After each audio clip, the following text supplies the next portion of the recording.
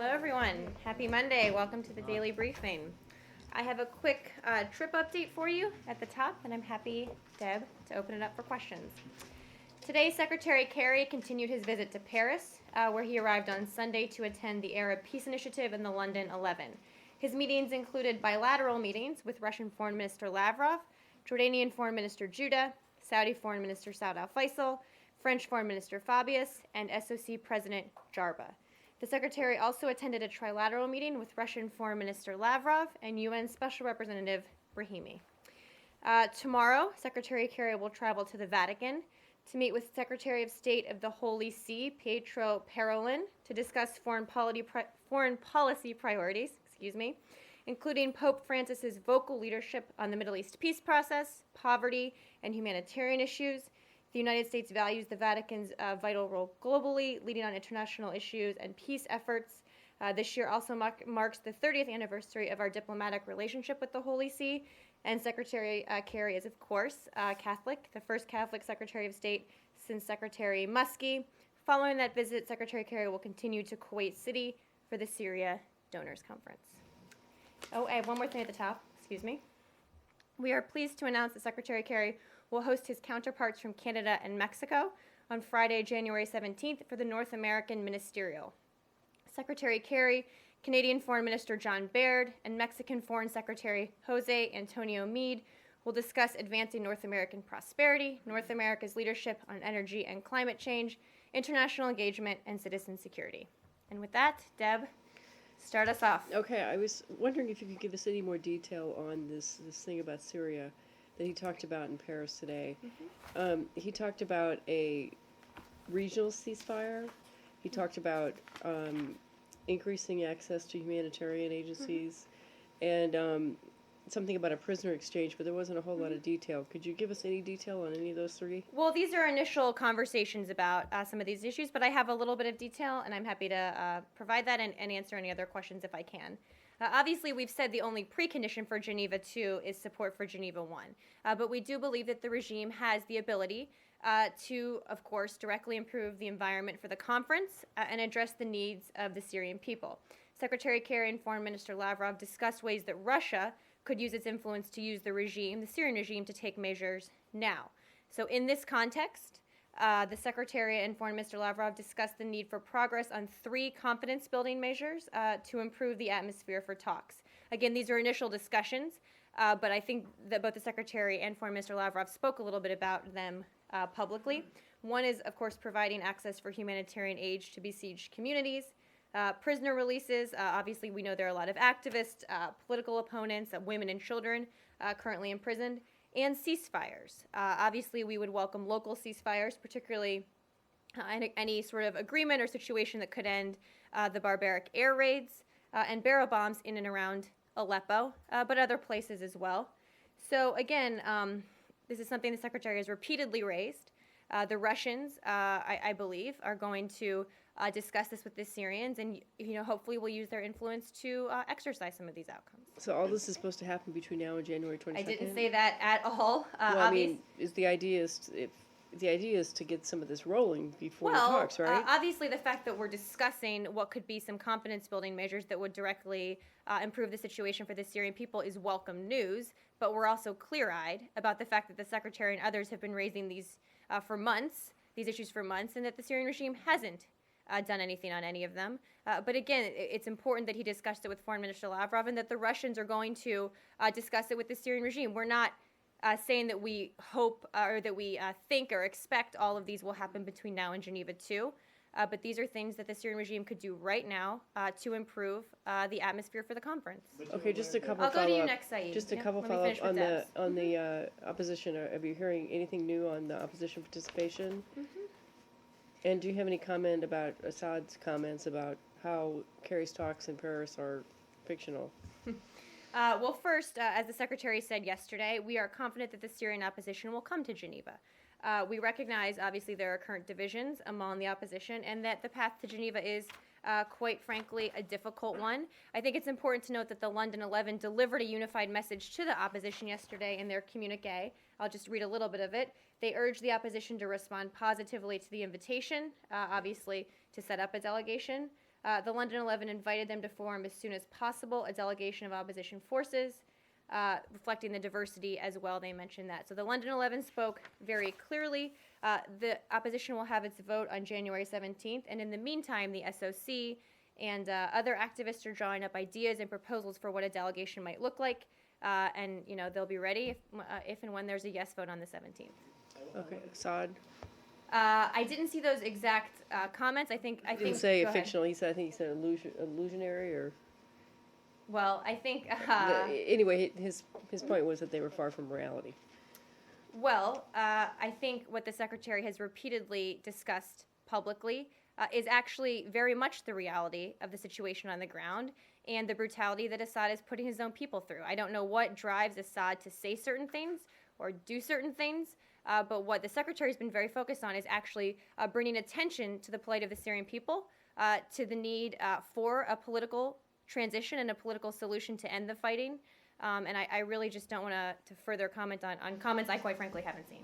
Yes, Saeed. Yeah, I just wanted to follow up very quickly on the humanitarian supplies and so on, because the Russians are saying that the regime has agreed to allow that, but in fact, these roads, whatever, are disallowed. The supply trucks or whatever they are, disallowed from passage by the militants. Are you aware of that? By the what? I'm sorry? By the rebels. Well, I think I haven't seen those specific comments, but generally speaking, it's been the regime that has repeatedly refused to allow humanitarian access into a number of areas. They could take immediate steps to do so, to change that today. Now, I just wanted to follow up also on the meeting. The secretary said that basically extended an invitation to Iran. Could you elaborate on that? You're saying the secretary Yes, extended he an said- invitation he to said Iran? that, yes. I think that you are grossly mischaracterizing what the secretary said. Our position on Iran's participation has in no way changed, period. Not changing what They Iran didn't- could attend if it declares that it adheres to the principles in Geneva 1. Correct? Absolutely, that Iran would need to publicly accept the Geneva 1 communique in order to be considered for participation at the ministerial level. We've also spoken in the last week about Iran possibly doing some things that would make the international community look more favorably on their participation in some way, but we have no indication they're willing to do any of those things. Don't believe that will change between now and Geneva 2. So the secretary was in no way saying anything different. Understand correctly, if the Iranians exert their influence on the regime, so to speak, to stop bombardment or to allow humanitarian access and so on, that would be interpreted as goodwill that would allow for their participation. Well, I think you're taking it a few steps too far. He wasn't expressing openness to Iran playing a role and certainly wasn't offering an invitation. He was simply stating that there are ways Iran could show the world that they want to see a positive outcome. And if they did so, obviously that would mean that if they wanted to play a role in Geneva 2 on the sidelines, we would look more favorably on that. But certainly no one was indicating an openness to inviting them. These aren't things that if they do, they would definitely be invited. They're just things that they could do to show that they want to affect a positive outcome. But again, we have no indication they're going to, and Geneva 2 is in how many days? So I think 9 the days. likelihood of that is probably very small. Yes. 2 points to clarify on the localized ceasefire. What do you mean by that? Because to have a ceasefire, you need to have a mechanism to enforce it. But do you mean by that that you're asking the regime to stop the aerial bombardment? Is this Well, what we're you mean by certainly asking them to stop the aerial bombardment, to stop using barrel bombs. We've asked them to do that for a long time. I don't have more specifics about what that might look like in practice, what a ceasefire might look like. Obviously, we're happy to discuss that with the Russians further. The SOC has indicated a willingness to discuss these ceasefires as well. For both sides, okay. And for the humanitarian assistance, there's some reports indicating that they're talking about areas outside of Damascus, like Ghouta and Yarmouk refugee camps. Is this your understanding? Well, that's certainly an area we're very concerned about, but that's not the only area. We've called for humanitarian access into all areas. So it's not just focused on one area, but that is an area of great concern for us. Right. And the secretary, I think, just now released a statement Who after just released his a meeting. statement? I'm sorry. The statement just being released to talk about his meeting with Lavrov and with Akhdar Ibrahimi. And he said, he outlined the points of agreement with Russia, and he mentioned them. I'm not going to go through them. But he said with these points that we disagree. Just for the sake of record, can you tell us what you disagree with the Russian about regarding Geneva 2? Well, I think there's a reason that we keep some of those disagreements private, that we discuss them and deal with them privately. I don't have more details for you on that, on what those are specifically. I mean, one of them is Assad participation. Obviously, that's public, not private. Well, again, I'm not going to go further than the statement that was just released. I'm happy to talk to the team on the ground with the secretary and see if there's more to share. Final thing, Lavrov also called for the participation of Saudi Arabia and Iran. What's your position on that? Well, I mean, Iran is known, but with the Saudis. You know, as well. right. Well, I would note the list of people that were invited by the UN to Geneva 2. Saudi Arabia is on that list. I don't have any updates for you on if they're coming or who they'd send. I'd refer you to them, but they were certainly invited.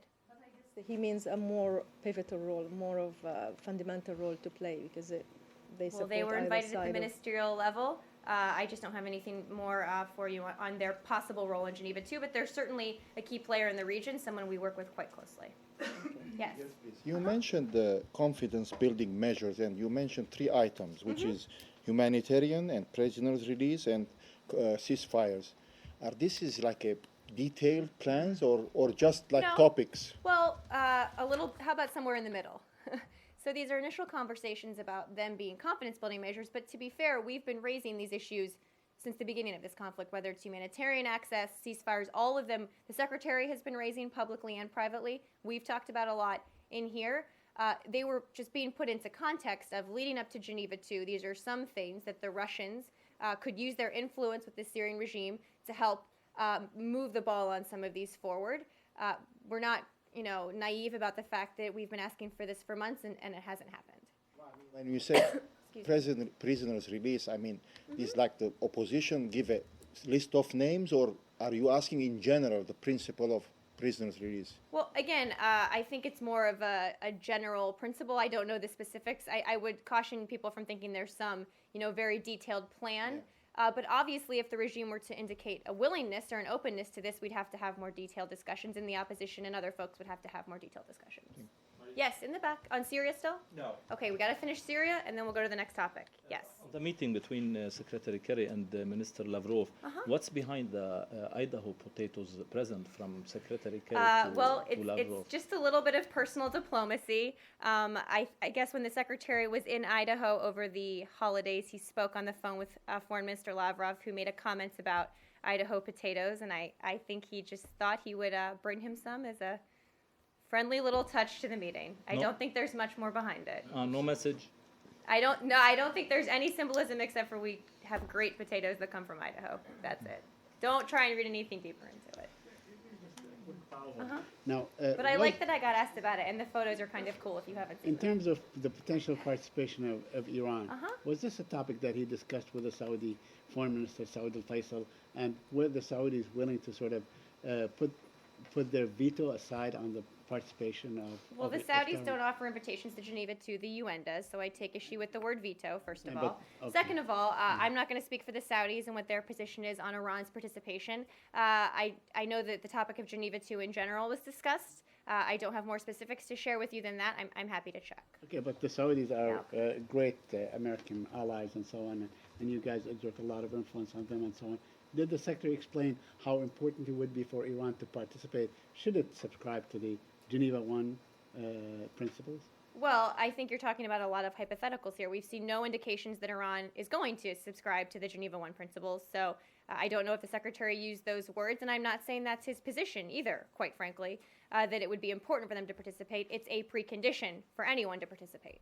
Yeah, but you certainly see that Iran's participation would be a good thing in the long term, considering that some accuse them of being party to the conflict, correct? Well, we have certainly said they are playing an incredibly destabilizing role in Syria and have huge concerns about their activities there. We've been very clear about that.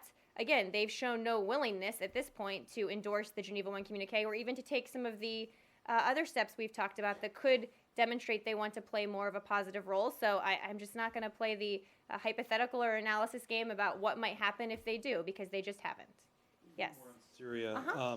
There have been reports that Spain could play a role in the destruction of chemical weapons from Chemical Syria. weapons. Is that something? I know that there's been lots of talk about various players in this. Is that something that's been discussed? Or I can is in the check on pipeline? Spain. I don't know if I have anything specifically on what Spain is or has offered to do. I'm happy to check with our folks. I know we've talked a lot about a lot of our partners, particularly in Europe, helping out.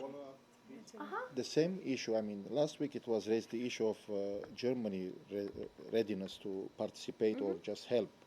Is there any update about this process, the timeline and the participant? I'll check and get an update from our folks. Maybe we can talk about it a little bit more tomorrow. Syria, anything else? Sorry, just one more. You're saying that the conference is slated for a week from Wednesday. How will it be announced, the delegation of the opposition? Will it be announced like in a press conference with the presence of Ambassador Ford, for instance? Well, I haven't negotiated a media rollout plan with the SOC yet, Saeed. Right, okay. They're voting, all joking aside, they're voting on the 17th. I know that the SOC and other activists are working on different scenarios for the composition of the delegation. I'm assuming, obviously, the SOC would announce who the delegation is in their participation.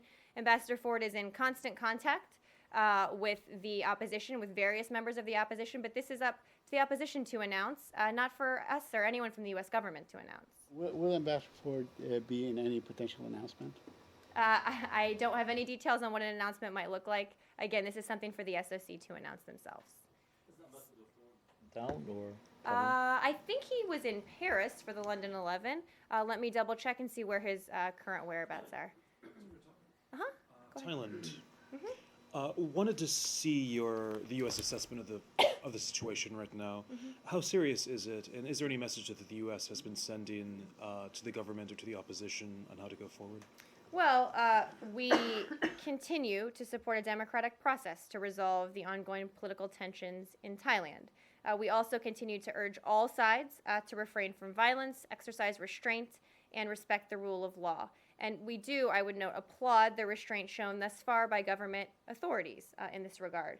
We're encouraging the parties to do, quite frankly, what we've been encouraging them to do for a while, which is work together to resolve their differences through peaceful dialogue in a way that strengthens, it's a Monday, their democratic principles and institutions. So that's certainly the message we've been publicly and privately conveying.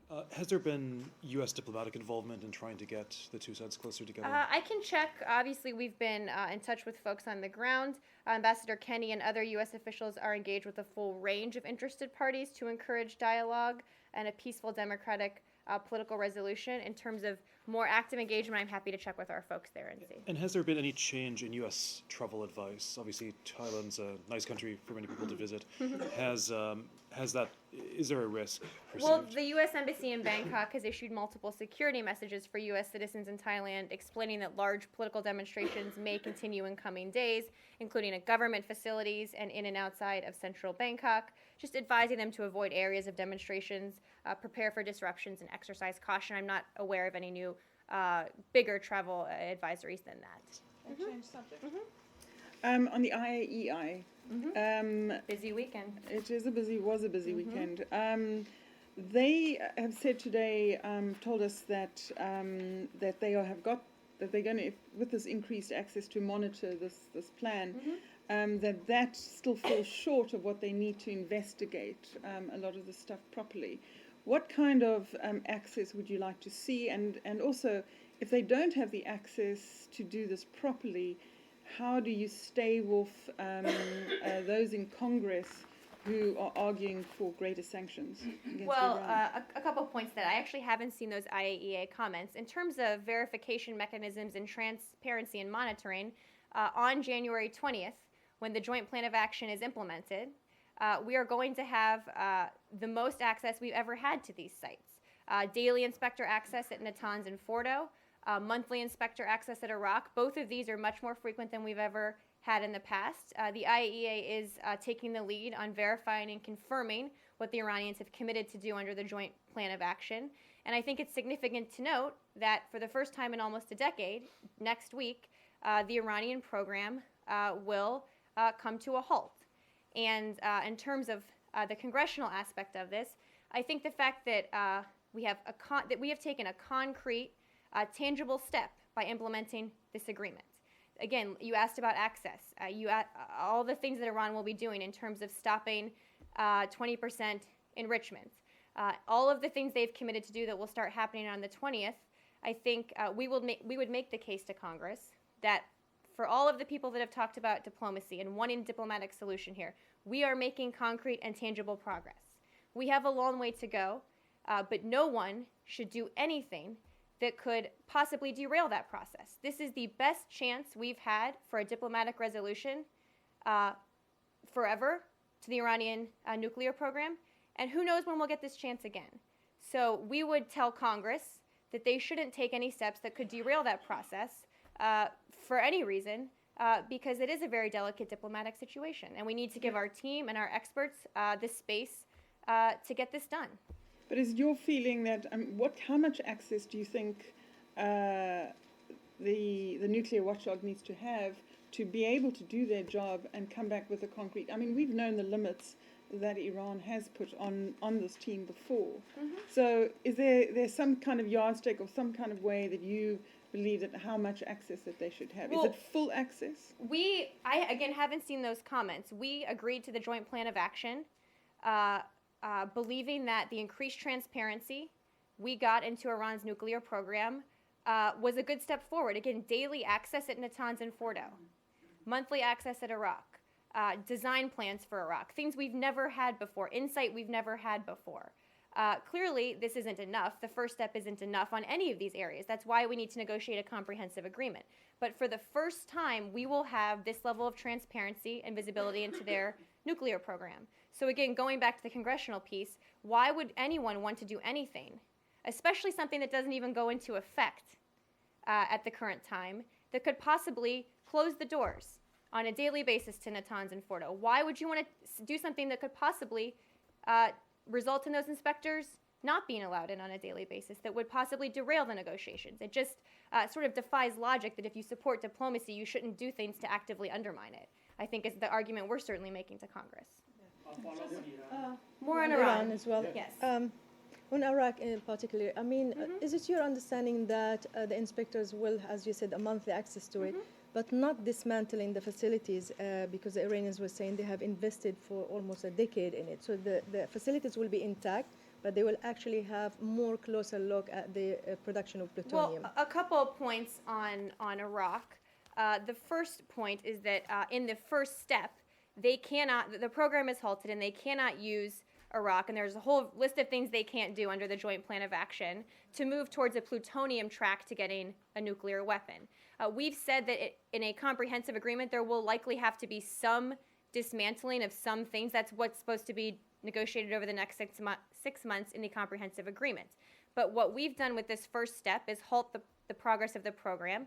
So they can't make progress at Iraq. They can't take steps to bring it online. And we will have increased monitoring. But again, if the goal is to prevent Iran from obtaining a nuclear weapon, building a road doesn't do anything to impact that one way or the other. So we'll have the conversations about all of those detailed issues as part of the comprehensive agreement. Well, I would remind people the program is halted. By the way, I could hear you yesterday. You couldn't hear me, but anyway. I know. I tried to call on you, but I'm sorry about that. Okay. Was that your question? Yeah. Okay, good. Well, I'm glad you got to ask okay. it. Yes, Saeed. Yeah, I just wanted to follow up because Zarif made a statement basically, Iran foregoing any kind of enrichment level that would allow it to have a nuclear weapon. Isn't that good enough?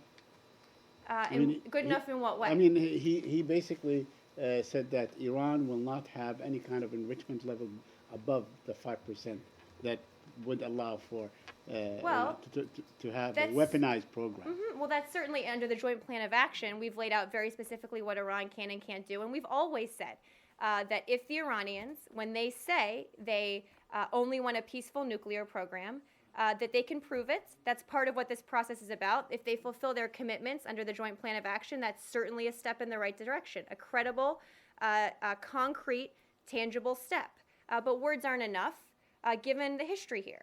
So that's why we need to see actions. That's why it's so important that on January 20th, we are going to see Iran take concrete, tangible actions that could eventually, through very difficult diplomacy, lead to a comprehensive agreement. Well, we're on Mr. Zarif. He's visiting today in Lebanon. he's meeting with everybody there, and then he's going to go on to Syria. Do you see that as a positive engagement by Iran in the region? Well, we've been very clear that the nuclear issue is a separate one from Iran's role it's playing in the region. We've been very clear also in places like Syria and Lebanon, when appropriate, without speaking to his visit, of course, that Iran has played a destabilizing role in a number of these countries. I don't have a comment on Foreign Minister Zarif's visit. I'm happy to check with our folks and see if there is one. Obviously, he's been part of the nuclear negotiations, but besides that, just don't have anything further on his specific visit. More on Iran. Anything else on Iran? Iran. Okay, Lucas, and then I'll go back to you on Iran. An Iranian official said that they will continue to enrich to 20% all the way until the January 20th deadline. Is that in keeping with the spirit of the negotiations and the temporary deal? Well, the First Step Agreement goes into effect on January 20th, and I'd make a few points. On the 20th, the IAEA will report on the current status of Iran's nuclear program, including specifically on its uranium enrichment program and the Iraq reactor. So regardless of what they do between now and then, on the 20th, they will halt production of 20% enriched uranium. They'll disable the centrifuge cascade configurations they've been using to produce it. They will start to dilute half of the 20% enriched uranium and continue to convert the rest to oxide form not suitable for further enrichment.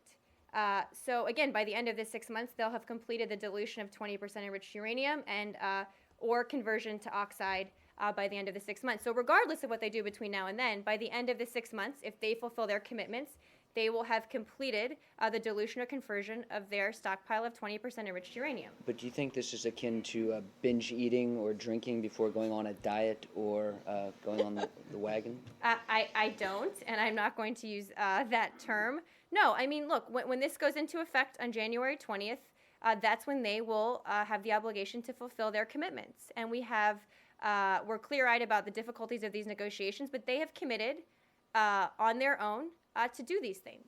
So we expect them to stand by their word and to fulfill their commitments. And again, that speaks very clearly to the 20% enriched uranium stockpile. There are very specific details about what they have to do during the 6 months. Why would they continue to enrich all the way to the deadline, do you think? I'm not going to guess about what their motivations are. Again, they've signed up to the Joint Plan of Action, which very clearly states what will happen.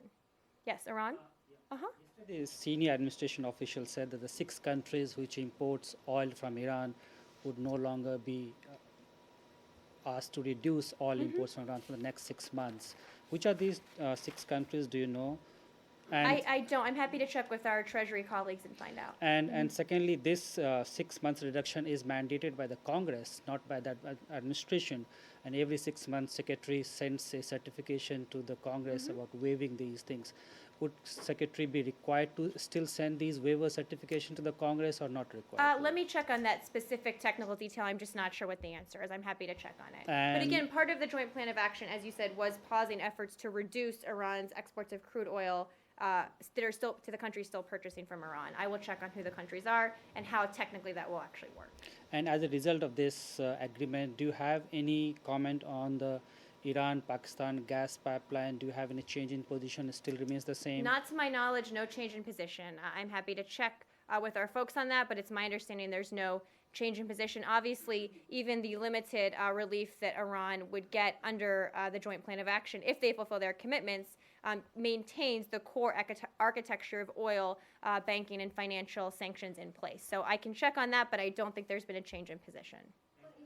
Uh-huh. 2 questions. And I'll go to you in the back.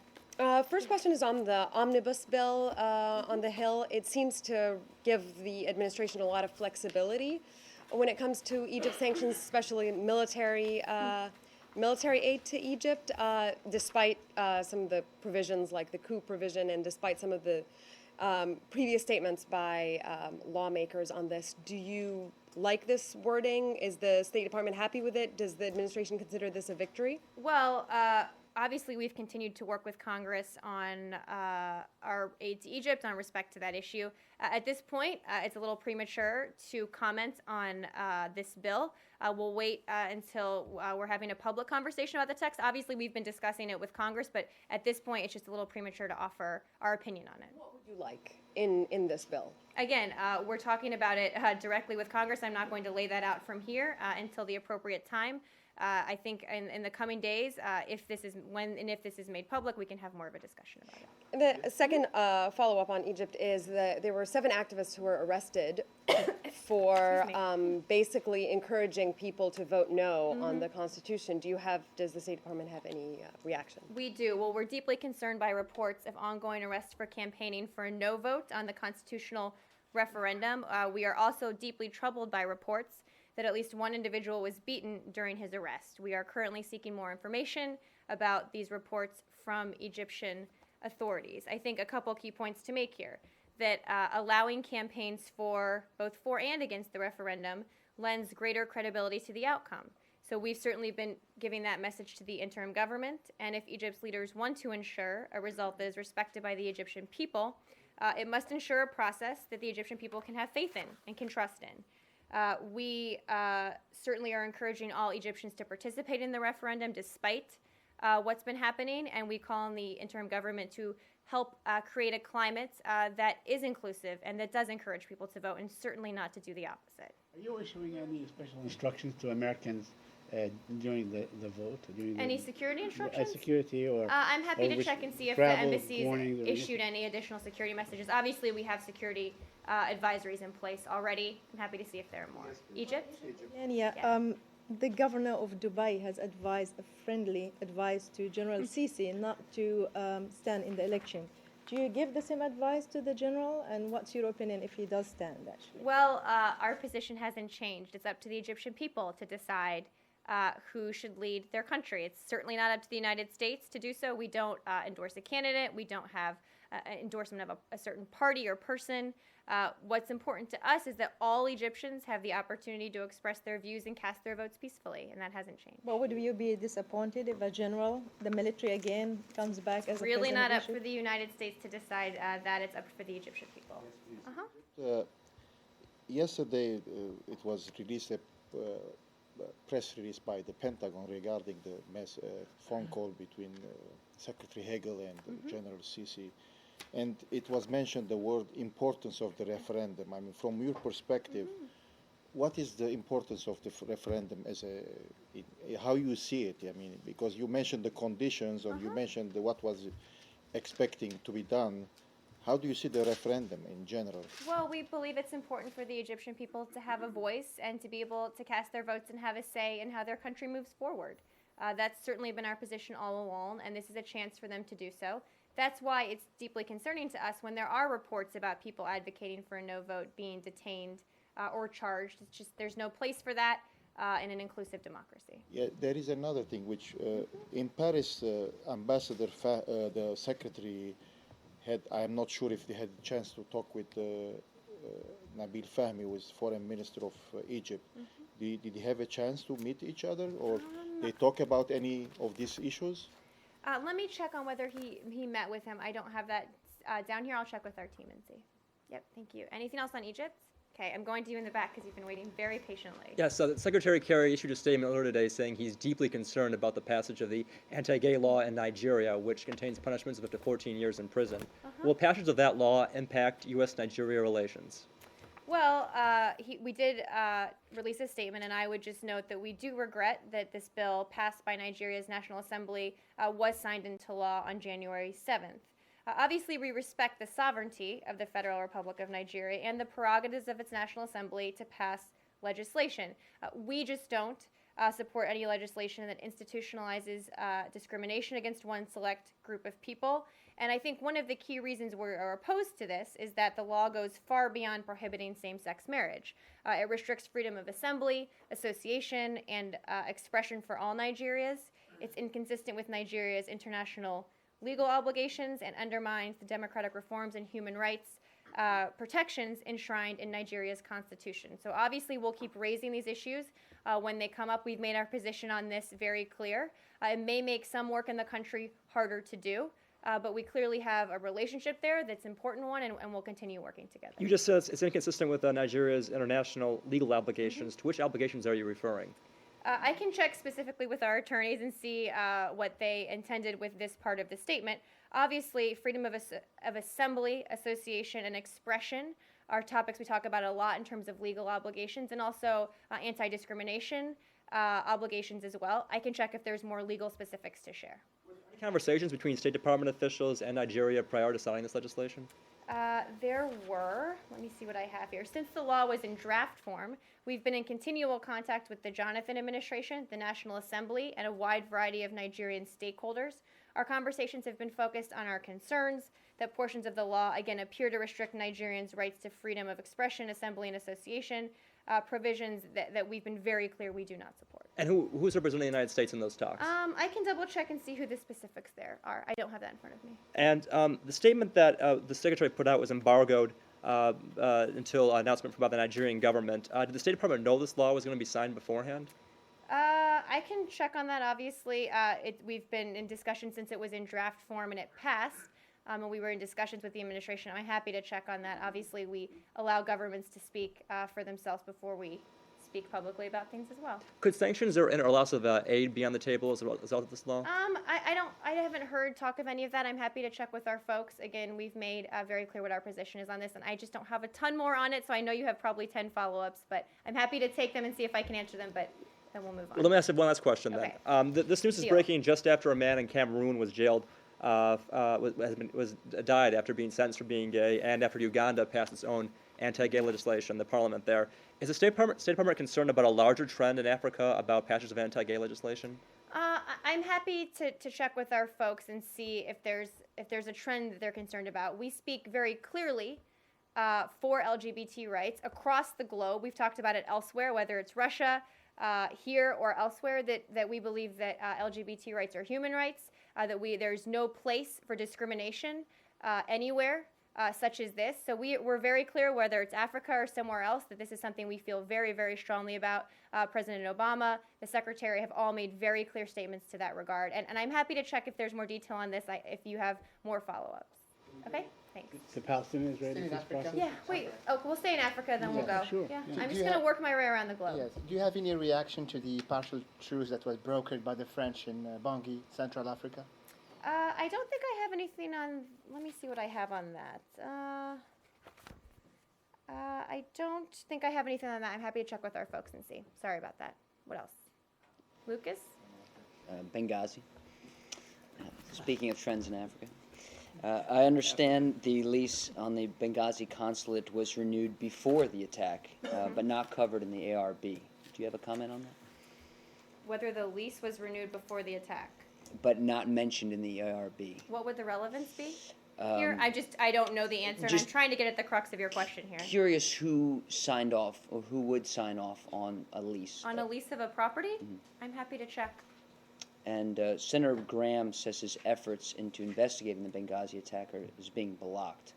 Do you have a comment on that, Marie? We have given unprecedented access to Congress, whether it's documents, I can get the latest numbers, whether it's briefings, hearings, senior officials from Secretary Panetta to Secretary Clinton, others have been testifying for months and months and months. We respond to requests when they come in. I think the idea that we have not provided extensive amounts of information is just factually incorrect. And can you explain that on Friday you placed a former Guantanamo Bay detainee charged with leading the attack on Benghazi and leader of the Ansar al-Sharia Darna to your specifically designated global terrorist list? Charged with leading the attack in Benghazi. I don't think that's accurate. Who are you referring to? Kumu? Yes. The former Gitmo detainee? He was designated as the leader of Ansar al-Sharia in Darna. He was designated because he's leader of that group.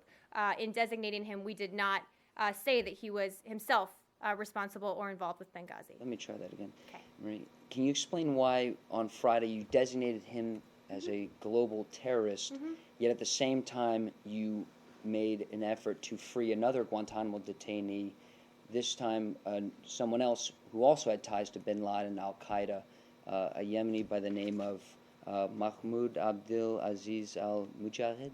Okay.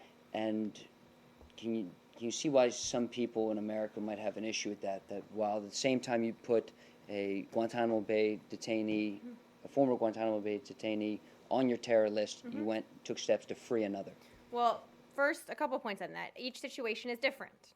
So when we're talking about Kumu, who was designated as the leader of Ansar Sharia in Darna, that's the reason he was designated. He was released to the public by the Libyan government in 2008. I don't know the details of why he was released from Guantanamo in 2007. When we came into office, this administration put in place a process for how we would repatriate or release Guantanamo detainees that were determined that they could be released to third countries. So each situation is obviously different. We have a process in place today about how we make those determinations. They're just, each case is different. I'm not familiar with that specific case you raised. I think in both cases, the administration claimed that these gentlemen were no longer a significant threat, when we know since that hasn't. Well, I'm happy to check and see if that was part of the decision to release in 2007. Obviously, in Libya, Kumu was, I believe, in prison, and the Libyan government in 2008 released him. We did not make that decision to release him to the public. Right. But we released him to Libya and to the government. To custody, which is different. Okay. Now, you can see why some members on Capitol Hill and Americans throughout the country would take umbrage, have an issue with we're releasing Guantanamo Bay detainees at the same time we're declaring more terrorists to your list. Well, I just don't think that they're related. There's a number of folks still in Guantanamo. We've talked about the Uyghurs lately, who obviously don't fall into this category. The president's been very clear that our goal is to close the prison at Guantanamo. For detainees that the interagency process, including the intelligence community, deems can be released to a third country somewhere, we work to send them to third countries. We've talked about this, like I said, with the Uyghurs. There's also a process for detainees that this interagency group decides and determines should not be released and should be tried in some way through a legal process. So it's not just that we're throwing the doors open and releasing detainees. We have a process in place, a very deliberative one, with the ultimate goal of closing the prison, bringing to justice and through a legal process people we determine should be, and releasing folks to a variety of countries in a variety of ways that should be released. So it's not a one-size-fits-all solution here. Friday's announcement, this was a gentleman who's a former driver to Osama bin Laden. He's a former member of Al-Qaeda. What kind of system do you have in place to determine that someone's no longer a significant threat? The system we put in place post-dates Kumu's release. I can't speak for the previous... This is Mahmoud Abdul Aziz. But you said the person we designated on Friday. That was Kumu. Okay. So when you asked what system we have in place, so I can't speak to the previous administration and how they made determinations about releasing folks from Guantanamo. What I can say is we have in place a process that is an interagency review process that includes the intelligence community, law enforcement, State Department, lots of folks, to make determinations about if people can be released and where they should go and what the conditions of that release should look like. We've been very clear that we're concerned about recidivism. We're not naive about that fact. We're not shy about it. But there is a process in place to go through detainee by detainee what the situation is, what the threat is, and what should be the decision moving forward. I can check on that specific case. I'm just not familiar with it. I'm sorry. But I'll check on that specific detainee. Maybe we can talk about it a little more tomorrow. Can you go to that peace process very quickly? Yeah, and then I'm coming to you, I promise. Yes. Abbas made a statement this past weekend saying that they will never accept what is requested of them on the Jewish aspect of the state of Israel. And second, they will never forfeit Jerusalem as the capital of Palestine. And third, that the right to return is a personal issue for the Palestinians and not a collective issue. Do you have any comment on that? I think I'll let his words speak for themselves. Again, we're discussing, all issues are on the table. We're discussing them privately. I think the Secretary has been clear that we're at a critical point right now, that the Palestinians and the Israeli leaders are grappling with difficult and challenging decisions and very sensitive ones. But the details of those discussions we are keeping private to give them the best chance to succeed. Okay. Is the Secretary expected to visit anytime soon? Maybe this week? We don't have any announcements on travel. He always is ready and willing to go back if he thinks it will will help and be productive to the process. You know his travel schedule as well as I do. Nothing to announce at this point. And lastly, you mentioned at the outset that he spoke with the Holy See about the Vatican's role in the peace process. What is their role? Well, let me see what I have here. Well, he hasn't had the conversations yet. Obviously, he's going there tomorrow. We noted that they will discuss foreign policy priorities, including Pope Francis's vocal leadership on the Middle East peace process. I imagine we will have more to read out from their meeting tomorrow. I don't want to predict what they might say. Considering that the Pope plans to visit in the near future, so are we to assume that his visit is not a pilgrimage and may actually take on a different dimension? I would refer you to the Pope. I don't think I need to speak for the Pope from here. That's way above my pay grade, Saeed. Yes, you know. The Japanese Deputy Foreign Minister Nobuo Kishi is arriving in the U.S. for a 5-day visit today and explained the Yasukuni issue visited by Prime Minister Abe. So what do the U.S. expect from the visit or explanation? Has the U.S. seen positive steps taken by Japan since you expressed the disappointment? Thank you. Thanks for the question. I don't have details on that visit. I'm happy to check in with our folks who do and get you some more information today, or we can also talk about it tomorrow if I have a little more detail on what the visit will look like. Who he is meeting? I don't, and I'm sorry that I don't. I'm happy to check and get you more information. Will you stay in the region? Uh-huh. Do you have a readout of Deputy Secretary Burns' meeting with the Chinese ambassador today? I don't think that I do. Let me get one. Let me see if I can get one for you. Yep. Go ahead. And then I'm going to you next. Uh-huh. Sure, India. Since the return of Ms. Khobragade to India, I was wondering if there have been any discussions between Washington and Delhi, and more broadly, whether you see any efforts to repair relations after this incident. Well, I think at this point, clearly this has been a challenging time in the U.S.-India relationship. We expect that this time will come to a closure, though. I think we're increasingly getting towards that point, and that together we will now take significant steps with the Indian government to improve our relationship and return it to a more constructive place. I think that we have talked at length about the situation for weeks now, and what we're focused on is the situation coming to an end and moving forward. Have there been any discussions since Friday, between the two countries? I'm happy to check. I do have just one to know. Acting Undersecretary Gottmuller met today with the Indian ambassador to the U.S. This morning to discuss our bilateral cooperation. She stressed that it is critical that both sides refocus our attention on the broad agenda before us, and would make sense for the Acting Undersecretary, underscored the importance of increasing bilateral cooperation on nonproliferation, defense, and arms control. So this is just an example of an issue we work together with each other on all the time, a routine issue. This is the kind of business we just need to get back to, quite frankly, now that this is hopefully coming to an end. India? Follow up on India first. On the significant steps that you said, what are the significant steps U.S. is planning to take now to improve the relationship? Well, I think on all sides we have to take significant steps. It's not just the U.S., it's the Indians as well. I can check and see if there's any more details on what those are. But we work together on a wide range of issues that we've talked about in here since the beginning of this, whether it's, as I said, arms control, nonproliferation, whether it's Afghanistan, whether it's energy, economic issues. We just want to get back to business, and we want to put this behind us. And we want both sides to work together to move the relationship forward. And what are your expectations from Indian sides? I think the Indian government can probably speak for themselves on that. On the diplomat who was asked to leave from India, a lot of names, one name is in circulation. Can you confirm that name?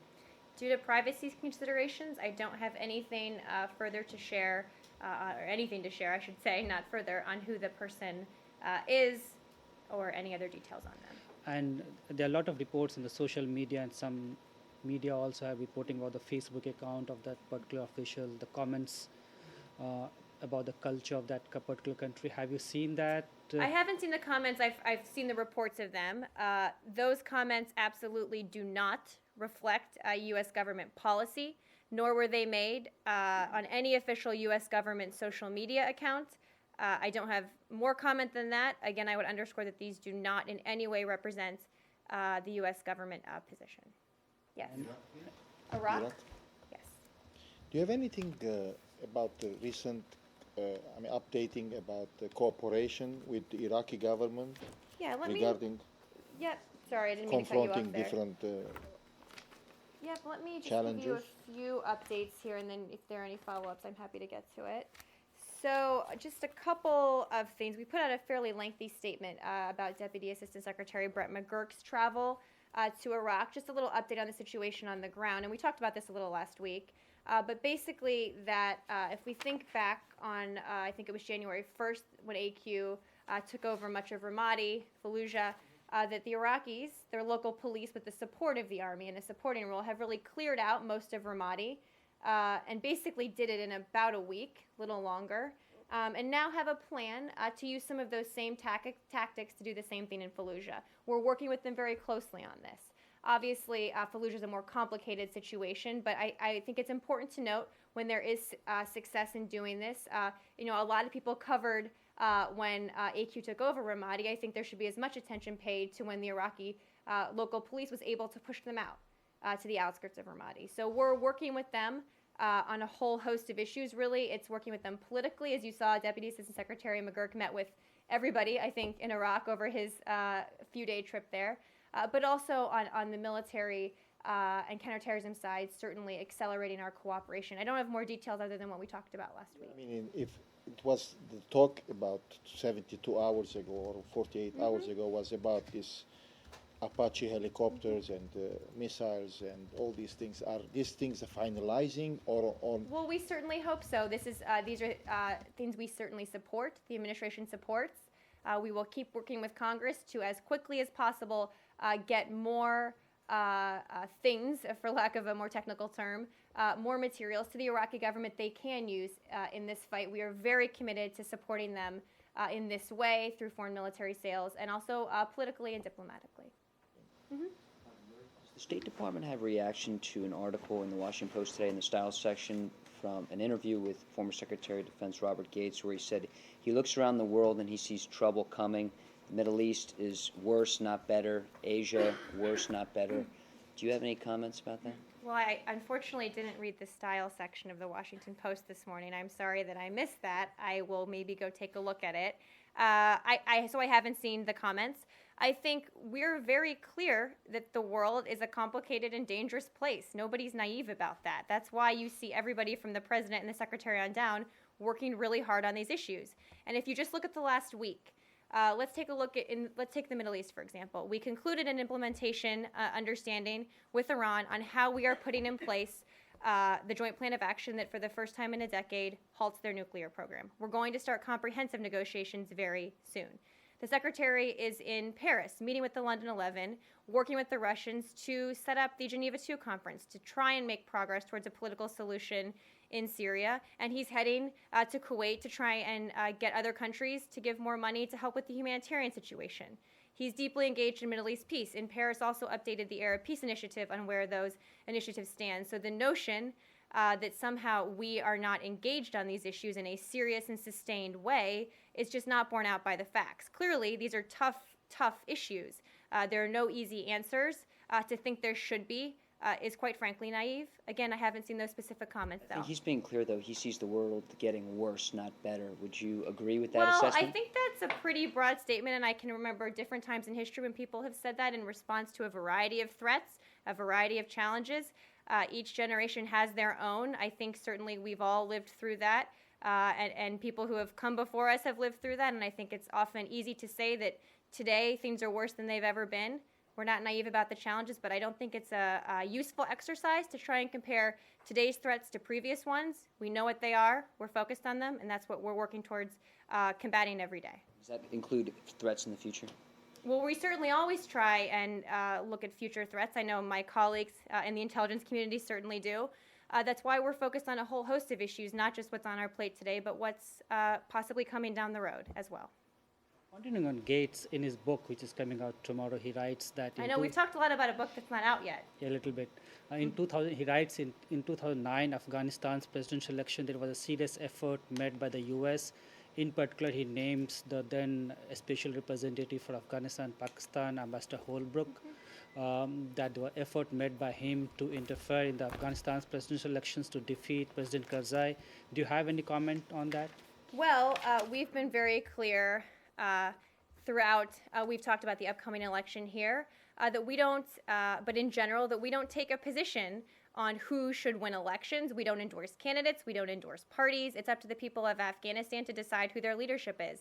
That certainly was the case then. That certainly will be the case in the upcoming elections. Was that an exception in 2009 when Ambassador Holbrooke tried to interfere in the elections? I would take great issue with the notion that Ambassador Holbrooke tried to interfere in the Afghanistan elections. He was obviously very engaged in these issues, but I just don't agree with that assessment. My words, these are written by And I'm Secretary disagreeing Gates. with his words in that assessment. So you disagree with his words that he's saying over I there? do, yes. I have one on Bangladesh. Okay. The Prime Minister was sworn in today, Sheikh Hasina. You have not recognized the elections as free and fair. Do you recognize the government after the elections? Well, that's not exactly how it works. We obviously work with governments who are elected, but in regards to these elections themselves, we have already made clear our disappointment with the elections, which in our view did not credibly reflect the will of the Bangladeshi people, since almost all of the seats of the new parliament weren't contested or had only token opposition. So we'll make clear our concerns when we have them. To work with the government of Sheikh Hasina. We continue to work, of course we will, but while at the same time making clear our concerns with the election. I have one more on India related. It's one of the media reports says Edward Snowden worked in the U.S. Embassy for some time before he came to U.S. Can you confirm this? And what capacity he was working there? I just don't have anything for you on that. I've seen some of those reports. I just don't have anything further for you on that. Okay. Thanks.